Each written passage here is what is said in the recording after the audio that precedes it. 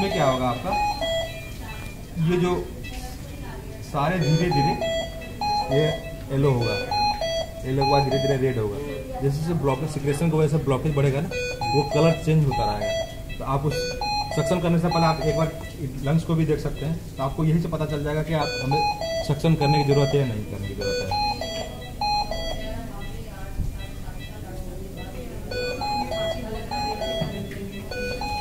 और आपका जो वेंट आ गया ना रेड कलर का, यानी आपको सक्शन करने की ज़रूरत है पेशेंट को, ठीक है।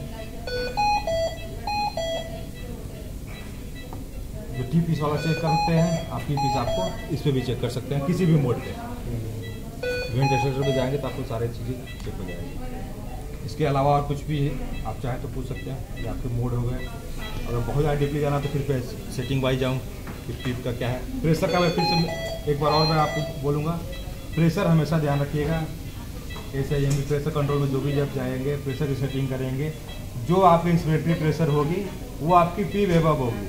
अगर आपको किसी पेशेंट को 5 और 20 का सेटिंग करना है तो हम यहाँ 5 रखेंगे और इसको क्या रखेंगे 15 रखेंगे, राइट।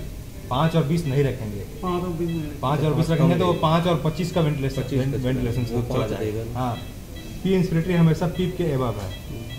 अगर हमने पीप 10 दे दिया, पी इंस्पिरेटरी 5 दे दिया, जनरली उस कंडीशन में देखें तो वेंटिलेशन नहीं हो रहा ना, क्योंकि अपने एक्सपिरेटरी जो एक्सपिरेटरी का फेज है वो ज़्यादा दिया है, इंस्पिरेटरी कम दिया है, तो वेंटिलेशन नहीं होना चाहिए उसके हिसाब से, बाईपास के हिसाब से।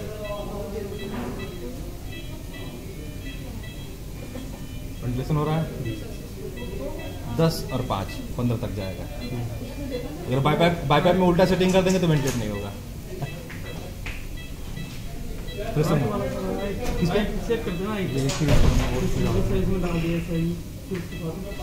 कंफर्म कर लीजिए ये सेटिंग क्या है। हाइट स्टार्टिंग 70 पे जाए,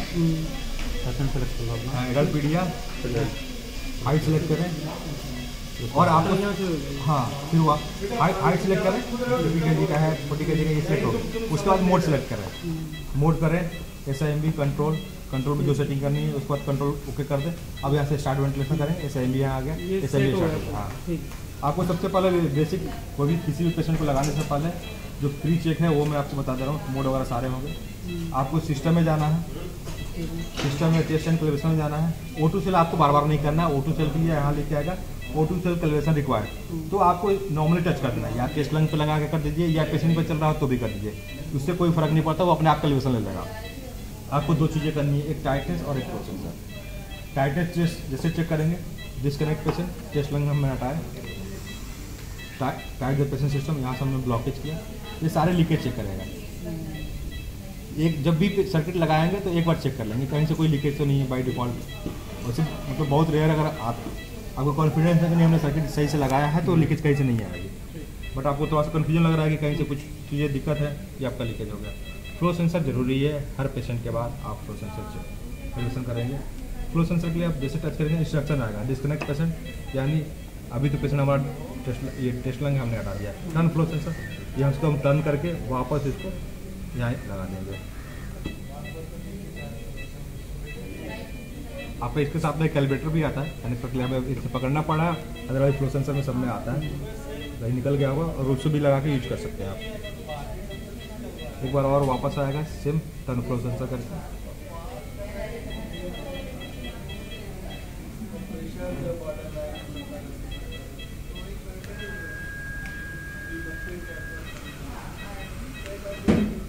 टर्न फ्लो सेंसर वापस जैसे था वैसे लगा दिया आपने।